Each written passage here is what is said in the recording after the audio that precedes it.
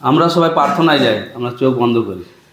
হে পবিত্র পবিত্র স্বর্গের বাহিনীগণের সদা প্রভু, তোমায় ধন্যবাদ দিই প্রভু, তোমার গৌরব করি। তুমি কত মহান, কত ভালোবাসো আমাদেরকে প্রভু। আর আমরা কত তোমার অবাধ্য হয়েছি, তবুও তুমি আমাদের অবাধ্য দেখোনি প্রভু, আমাদের পাপ দেখোনি। সব পাপ তুমি ধুয়ে মুছে দিচ্ছ প্রভু তোমার পবিত্র রক্ত দিয়ে প্রভু। তোমায় ধন্যবাদ দিই প্রভু, আমাদের মতো অধমকে মনোনীত করার জন্য প্রভু। তুমি মনোনীত করেছো, শুধু তাই নয়, তুমি আমাদেরকে নিযুক্তও করেছো। শুধু নিযুক্ত করেছো তা নয়, তুমি আমাদেরকে ব্যবহারও করছো প্রভু। তোমায় ধন্যবাদ দিই, এইভাবে এই অধম সন্তানদের তুমি ব্যবহার করো এবং যা যা করা উচিত, যাকে যেইভাবে কথা বলা উচিত, যেইভাবে যা কিছু কাজ করা উচিত, সেই রকমভাবেই যেন করতে পারি প্রভু। আমাদের মধ্য দিয়ে যেন তোমার গৌরব করতে পারি প্রভু। আমাদের আচার ব্যবহারও, চলাফেরা, চালচলনে যেন তোমারই গৌরব হয় প্রভু। সেইভাবেই আমাদের চলতে সাহায্য করো প্রভু। আর তোমার যে মনোভাব ছিল, সেই মনোভাব যেন আমাদের মধ্যে হোক প্রভু। তোমার যে নম্রতা, একে অপরকে ভালোবাসা, একে অপরকে প্রেম করা, একে অপরকে শ্রেষ্ঠ জ্ঞান করা, সেগুলো যেন আমরা করতে পারি প্রভু। যেন আমাদের নিজের দাম্ভিকতা না দেখায় প্রভু, অহংকারী না হই প্রভু। তুমি সেই পবিত্র আত্মার শক্তি আমাদেরকে দান করো প্রভু। তুমি বলেছো এখানেও তুমি আছো প্রভু। তুমি বলেছো যেখানে 2জন 3জন থাকবে সেখানেই আমি উপস্থিত।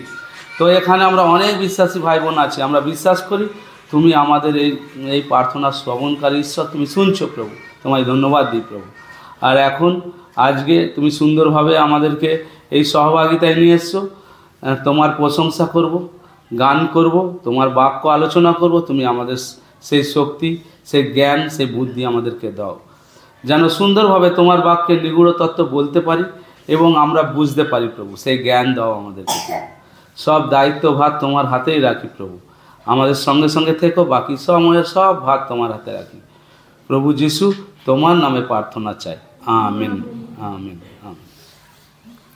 দেখেছি কত লাইটিং, মানে কত লাইটিং, মানে আমাদের যেমন ফাংশান হয় আমাদের জগতে, আমাদের কালী পূজারে হলে আমাদের এখানেই এই রকম হয়েছিল, দেখেছি সেই রকম। স্টেজ হেভি সুন্দর, লাইটিং দেখতে, মানে লাইটের জন্যে রাত্রে একটু দেরি করে রাত্রে অনুষ্ঠান করলো, যাতে লাইটিংটা সবাই দেখুক। হ্যাঁ, ফুল দিয়ে অনেক কিছু সাজানো, অনেক কিছু ব্যাপার খুব এই হয়েছে। কিন্তু আর ঈশ্বরের বাক্য বলছে তোমরা ভজনা করবে কিভাবে? হ্যাঁ, বলছে সত্যে। সত্য মানে কি? যিশু বলছে আমি সত্য। এই সত্যে এবং আত্মাতে তুমি ভজনা করো। মানে আমাদের ভজনা করার এইভাবে। আবার যদি আমরা দেখি রোমিও 12 অধ্যায় একটুখানি দেখি, 12 অধ্যায় 1 পদরাই দেখি, 1-2 পদে। অতএব হে ভাতৃগণ, ঈশ্বরের নানা করুণার অনুরোধে তোমাদেরকে বিনতি করিতেছি, তোমরা আপন আপন দেহকে জীবিত, পবিত্র, ঈশ্বরের প্রীতিজনক বলিরূপে উৎসর্গ। হ্যাঁ, এখানে একটা খুব গুরুত্বপূর্ণ, একটু একটু করে ভালো করে বুঝি। অতএব হে ভাতৃগণ, ঈশ্বরের নানা করুণা, ঈশ্বরের যে আমাদেরকে করুণা করছে, নানা করুণা অনুরোধে আমি তোমাদিগকে বিনীত করিতেছি। মানে বিনয় করে সাধু পৌল আমাদেরকে বলছে, কি বলছে? তোমরা আপন আপন দেহকে জীবিত করতে বলছে। নিজে নিজের দেহকে জীবিত কি করে করব? বলছে জীবিত করো এবং পবিত্র করো। মানে তুমি যা পাপ অপরাধ থেকে ফিরে এসো এবং মানে পবিত্র রাখতে হবে তোমার দেহকে, এবং ঈশ্বরের প্রীতিজনক। মানে ঈশ্বরের বলছে কি, আমরা যদি আইতে দেখি ইব্রিয় 11:6 বলছে কি বলছে? যে বিনা বিশ্বাসে প্রীতির পাত্র হওয়া কারও সাধ্য নয়। তো এখানে ওই প্রীতির পাত্র হতে হবে। বলছে ঈশ্বরের প্রীতিজনক বলিরূপে উৎসর্গ করো। কি বলি উৎসর্গ করব? আমরা কি বলি উৎসর্গ করব? আমরা তো দেখেছি আমাদের যে সব পুজো আর্চা জগতে সব হাঁস বলি, পাঁঠা বলি, গরু বলি, নানা রকম বলি দেয়। তাহলে আমাদেরকেও বলি দিতে বলছে, কিন্তু বলি দিতে বলছে কি বলি দেবো? এখানে বলছে নিজেকে বলি হয়ে যাও, নিজেকে তুমি উৎসর্গ করে ফেলো সেই ঈশ্বরের কাছে, এবং বলছে ইহাই তোমাদের চিত্ত সঙ্গত আরাধনা। এইটাই হচ্ছে আমাদের আরাধনা। নিজেকে বলি হতে হবে। মানে কি? নিজে যেন নিজের ত্যাগ স্বীকার করা, যেগুলো জগতে থাকলে যেগুলো আনন্দ ফুর্তি করতাম সেগুলো করা যাবে না, মানে ঈশ্বরেরতেই চলতে হবে। আর ঈশ্বরের চলতে গেলে নানা রকম বাধা বিপত্তি আসবে, সেগুলোই সহ্য করে ওই ক্রুশ, নিজের ক্রুশ নিজে বয়ে বয়ে যিশুর পশ্চাৎ যেতে হবে। তো ঈশ্বরের ধন্যবাদ দিই, আমরা যেন এরকম বলিরূপে নিজেকে উৎসর্গ করতে পারি, দুঃখ কষ্ট সহ্য করতে পারি যিশুর জন্য তাড়না। কি আমরা যদি রোমিওতে দেখি, সেখানে বলছে যত কি দুঃখ কি তাড়না যতই পাই না কেন, তোমরাই অধিক বিজয়ী অপেক্ষা অধিক বিজয়ী হবে। তো আমরা সেই বিজয়ী হব। তো আমাদের আসতে এখানে আমাদের মধ্যে আমাদের বাবা বিশ্বনাথ বাবু আর আমাদের মধ্যে একটু কথা হচ্ছিল যে মেয়েরা যদি না এই ফলটা খেত, আমরা কি করতাম, আমরা তাহলে পাপ করতাম না। মেয়েদের জন্যেই আমরাও একটু মানে পাপ করেছি। আমাদেরকে মেয়ে ফল খেয়েছে, হবা খেয়ে তারপরে তার স্বামীকে দিয়েছে, তাই পাপ জগতে এসছে। তো এই জন্যে এখানে একটা পদ দেখব, সেই কারণের জন্যে যাতে না ঈশ্বর হচ্ছে পবিত্র এবং ন্যায্য, তিনি অন্যায় বিচার করেন না। যেহেতু আমরা এই আদমের কারণে হবার কারণে যে পাপ এসছে, সেই জন্যে হবাকে দিয়েই প্রায়শ্চিত্ত করতে হলো। হবাকে দিয়েই আমরা যদি প্রথমেই দেখি, প্রথমেই আদি পুস্তকে যদি খুলি, একবার খুলি 3 অধ্যায় 15 পদে, মানে কি, মানে এই যে নারীর কারণে তুমি পাপটা করালে, সাপকে বলছে, শয়তানকে বলছে ঈশ্বর, যে তুমি নারীকে প্রলোভন দেখিয়ে যে তুমি পাপটা করেছো, ফলটা খেয়েছে, ও নারীর কারণে পৃথিবীতে পাপ এলো, এবং ওই নারীর দ্বারাই একজনকে আমি পাঠাবো, সেখান থেকেই ফল হবে, সেই ফল থেকেই সে তোমার মস্তক চূর্ণ করবে, শয়তানকে মস্তক চূর্ণ করবে। সেই প্রভু যিশু এসেছিল, তিনি এসে এই বলি হয়ে সেই শয়তানের মস্তক চূর্ণ করেছে। যদি আরও দেখি, রোমিও খুলি একটু,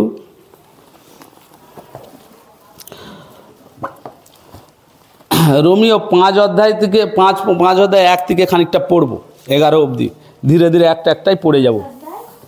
5 অধ্যায়, রোমিও 5 অধ্যায়।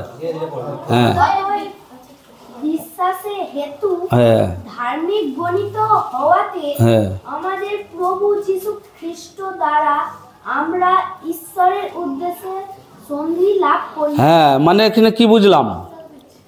অতএব বিশ্বাসের হেতু, হ্যাঁ বলছে অতএব বিশ্বাস হেতু ধার্মিক গণিত হওয়াতে, হ্যাঁ আমাদের প্রভু যীশু খ্রিস্ট দ্বারা আমরা ঈশ্বরের উদ্দেশ্য সন্ধি লাভ করিয়াছি, মানে আমাদের যীশু খ্রিস্টের দ্বারাই আমরা সন্ধি, মানে সন্ধি লাভ করেছি, মানে আমি কি বলা যায়, হ্যাঁ বন্ধুত্ব, হ্যাঁ ঈশ্বরের সঙ্গে আমাদের বন্ধুত্ব করেছি, বন্ধুত্ব হয়ে গেছে, ঈশ্বরের সঙ্গে আমাদের বন্ধুত্ব হয়ে গেছে, মানে কিসের দ্বারাই?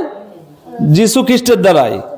হ্যাঁ আর তারই দ্বারা আমরা বিশ্বাসে এই অনুগ্রহের মধ্যে প্রবেশ লাভ করিয়াছি, যাহার মধ্যে দাঁড়িয়ে আছি, মানে বুঝতে পারলি, এখানে বলছে আর তাহারই দ্বারাই আমরা বিশ্বাসে সেই অনুগ্রহের মধ্যেই আমরা সেই বিশ্বাসে লাভ করেছি, যার মধ্যে আমরা দাঁড়িয়ে আছি। তার মানে আমরা যে দাঁড়িয়ে আছি, আমরা যে বিশ্বাসে স্থির আছি যীশু খ্রিস্টের অনুগ্রহের দ্বারাই। তারপর এবং ঈশ্বরের প্রতাপের প্রত্যাশায় শ্লাঘা করিতেছি, মানে ঈশ্বরের প্রতাপে আমরা গর্ব করছি, আমাদের গর্ব করছি। এবার দেখ 3 পদরা, কেবল হ্যাঁ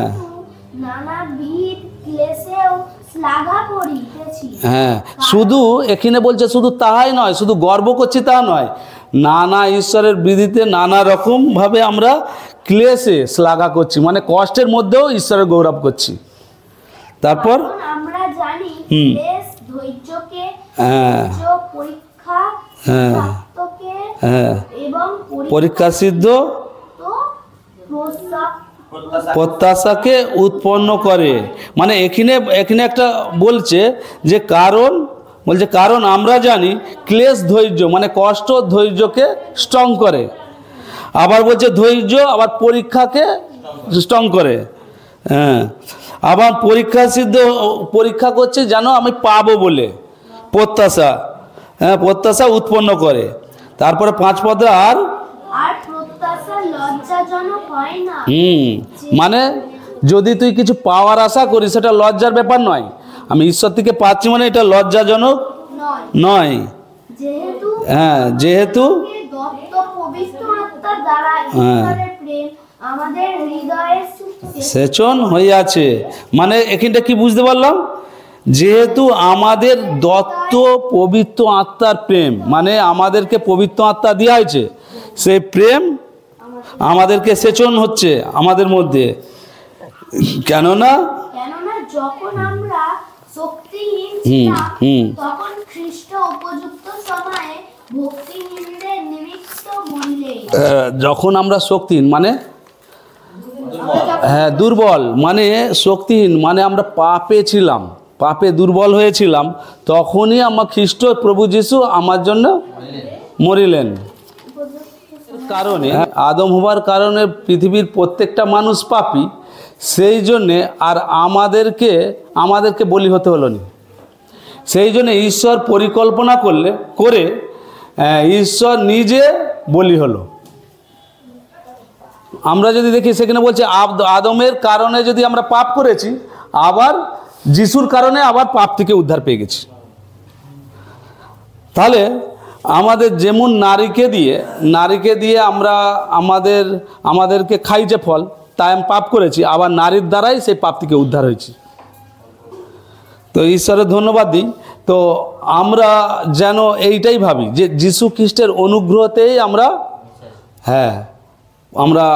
পরিত্রাণ লাভ করেছি। কারণ আমরা যদি ইপিসিওতে দেখি 2 অধ্যায়, সেখানে বলছে আমাদের ইপিসিওটা একবার দেখি খুলি, 2 অধ্যায়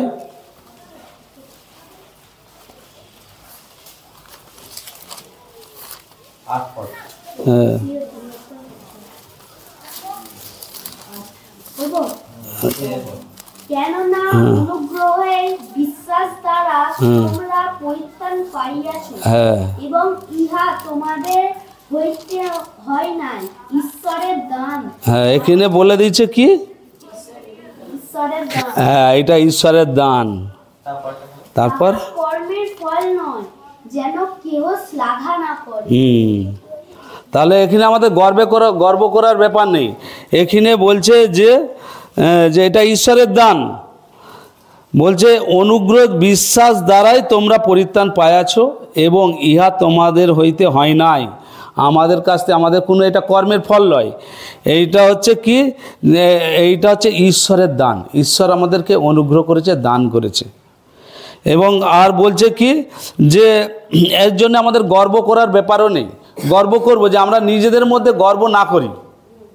এইটা ঈশ্বরের যেহেতু দান, তিনি যেহেতু অনুগ্রহ করেছে, তাহলে আমাদের গর্ব করার বিষয় নেই। আর 10 পদটা পড়ি, কারণ আমরা তাহারই রচনা, খ্রিস্ট যিশুতে বিবিধ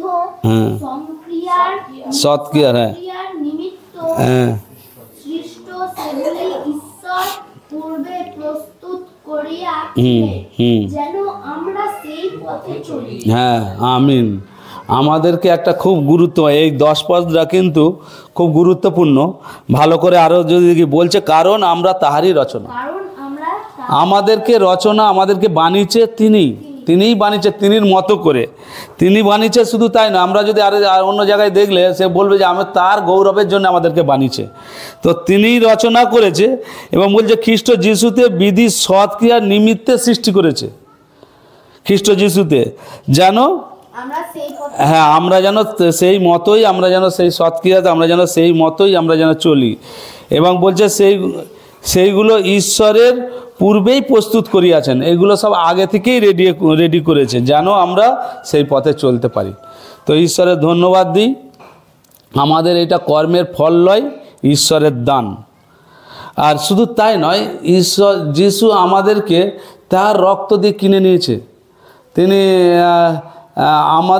আমরা কোনো জিনিস যদি কিনি, কোনো মূল্য দিতে হয়, যাই কিছু কিনি, চাল ডাল যা কিছু কিনবো মূল্য দিতে হবে, কিন্তু তিনি আমাদেরকে কিনেছে চাল ডাল টাকা পয়সা দিয়ে নয়, রক্ত দিয়ে আমাদেরকে কিনে নিয়েছে। হ্যাঁ,